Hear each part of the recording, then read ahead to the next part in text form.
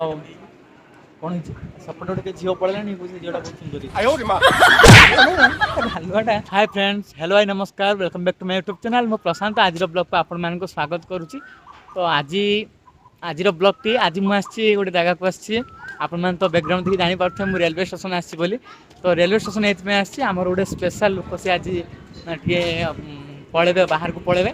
ତ ତାଙ୍କୁ ଛାଡ଼ିବା ପାଇଁ ମୁଁ ଆସିଛି, ଅଜୟ ଆସିଛି। ଆଉ ସ୍ପେଶାଲ୍ ଲୋକକୁ ମୁଁ ଆପଣମାନଙ୍କୁ ଦେଖାଉଛି, ଆପଣମାନେ ଦେଖ। ତ ଅଜୟ ଏଠି ବସି ଫୋନରେ କଥା ହେଉଛି, ଏଠି ତାର ଲଗେଜ ଫଗେଜ ରଖି ଆମର ଯେଉଁ ସ୍ପେଶାଲ ଲୋକଟି ଯାଉଛନ୍ତି ସେ ହେଉଛି ରାଜେନ୍ଦ୍ର। ରାଜେନ୍ଦ୍ର ହାଇ, ତୁମେ ଆଜି କେଉଁଠି ଯାଉଛ ରାଜେନ୍ଦ୍ର? ହାଁ, ଆଉଟ୍ ଅଫ୍ କଣ୍ଟ୍ରି, ଦୁବାଇ ଗ୍ରସ୍ତ କରୁଛନ୍ତି ସେ ଟ୍ରେନରେ। ତ ଏଇ ପିଲାଟା ଆମର ଆପଣ ଦେଖୁଥିବେ ରାଜେନ୍ଦ୍ର ଆଜି ବାହାରକୁ ପଳାଉଛି। ତ ଅଜୟ ପୁରା ମନ ଦୁଃଖ। ଅଜୟ ମନ ଦୁଃଖ ତମର ମାନେ ସତରେ ଅଛି ନା ତ ଖାଲି ଏକ୍ସପ୍ରେସନ ମାନେ ଜଣେଇବା ପାଇଁ ଯେ ମନ ଦୁଃଖ କରୁଛି? କିଛି ଦୁଃଖ କିଛି ଖୁସି ଅଛି। କିଛି ଦୁଃଖ କିଛି ସୁଖ ଅଛି। ସତରେ ଦୁଃଖଟା ଅଛି ନା ନାଇଁ? ଆଉ ସତରେ ବି ଅଜୟ ଦୁଃଖ ଅଛି। ରାଜେନ୍ଦ୍ର କେତେ ଦୁଃଖ ରହିଛ ତ? ବହୁତ ଦୁଃଖରେ ଅଛି। ଦୁଃଖଟା ଯାହା ହଉ ଏଥର ଅଜୟଟା ଆମର ବହୁତ ଟାଇମ୍ ଦେଇଛି ମତେ।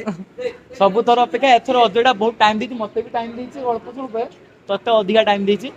ଆଉ କଣ ହେଇଛି ସେପଟେ ଗୋଟେ ଝିଅ ପଳେଇଲାଣି ବୁଝି ଝିଅଟା ବହୁତ ସୁନ୍ଦର ହେଇଛି। ଭିଡ଼ିଓ ଦେଖିବୁ ଗାଁ ପିଲାମାନେ ଦେଖିବେ ତାପରେ କତରା ହେଇଯିବ। ମୋର କାମ ଡ୍ୟୁଟି ମିଳିଯାଇଛି, ଅନ୍ ଡ୍ୟୁଟି ମୁଁ ଲଗେଜ ବୋହିକି ନେଉଛି। ଅଜୟ ଦେଖ ତାର ଆମ ବାଲେଶ୍ୱର ମାନେ ଆପଣମାନେ ତ ଜାଣିଥିବେ ବାଲେଶ୍ୱର ବାଲିଆପାଳ ମାନେ ମୁଢ଼ି ବୁରାଟା ନିହାତି ବାହାରକୁ ଯିବ। ତ ମୁଢ଼ି ଏ ଭଗବାନ କି ଖରା ହେଉଛି ରେ। ତ ଅଜୟ ତାର ମୁଢ଼ି ବୁରା ନେଇକି ଚାଲିଛି ଆଗରେ। ପୁରା ଅଜୟ ମୁଢ଼ିଟା ନେଇକି ମିକ୍ସଚର ଅଛି ନା ନାଇଁ ତା ଭିତରେ? ଅଛି 4%। କେତେଟା ମିକ୍ସଚର ପକେଟ୍ ଯାଇଛି? 4ଟା। ତୋର କେତେଟା? ମୋର 2ଟା। ତୋର ଦିଟା। ଏକା ଖାଇବୁ ନା ମତେ ଦବୁ ଖାଇବା ପାଇଁ? ନା ତତେ ବି। ସେ ମୁଢ଼ି ମିକ୍ସଚର ତାର ନେଇକି ଚାଲିଛି, ମୁଁ ମୋର ଏପଟେ ଚାଲିଛି।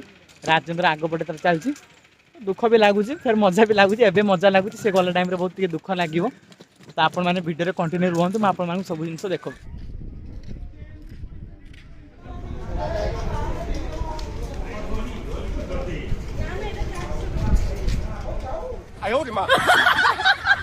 ହଉ ଯାଇ ପହଞ୍ଚି ଫୋନ୍ କରିବୁ। ସବୁ ମୁଢ଼ି ଏକା ଖାଇବୁ, କାହାର ଦବୁନୁ। ମିକ୍ସଚର ପକେଟ୍ ଗୁଟେ ଛାଡ଼ିବୁନୁ, ସବୁ ନିଜେ ଖାଉ, କାହାର ଦବୁନୁ।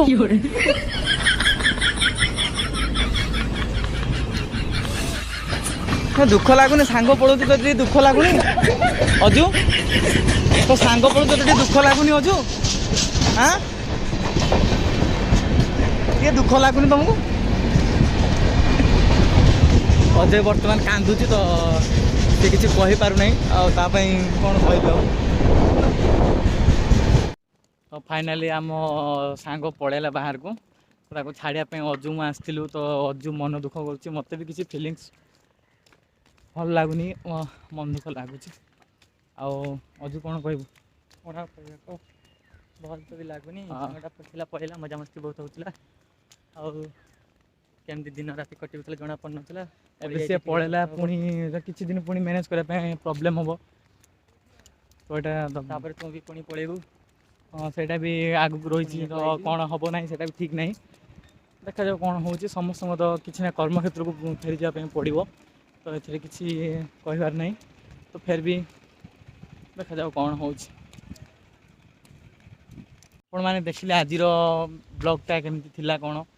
ତ ଆଜିର ବ୍ଲଗ୍ ତ ସେମିତି କିଛି ସ୍ପେଶାଲ୍ ନାହିଁ। ତ ଆପଣମାନଙ୍କୁ ଯଦି ଆଜିର ବ୍ଲଗ୍ଟି ଭଲ ଲାଗିଛି ତ ଅଜୟ ତ ଦେଖୁଛନ୍ତି ମନ ଦୁଃଖରେ ବସିଛି ଅଜୟ। ତ ଆଜିର ବ୍ଲଗ୍ ଯଦି ଆପଣମାନଙ୍କୁ ଭଲ ଲାଗିଛି ନିହାତି ଆପଣମାନଙ୍କର ଭଲ ପାଇବା ମୋତେ ଦେବେ। ଆଉ ଶେଷରେ ଏତିକି କହୁଛି, ପ୍ରଭୁ ଜଗନ୍ନାଥ ସମସ୍ତଙ୍କୁ ଖୁସିରେ ରଖନ୍ତୁ ଏବଂ ସୁଖ ଶାନ୍ତିରେ ସମସ୍ତଙ୍କୁ ପୁରା ଭରପୁର କରନ୍ତୁ। ରହୁଛି, ଜୟ ଜଗନ୍ନାଥ। ଅଜୟ ଜୟ ଜଗନ୍ନାଥ। ଜୟ ଜଗନ୍ନାଥ।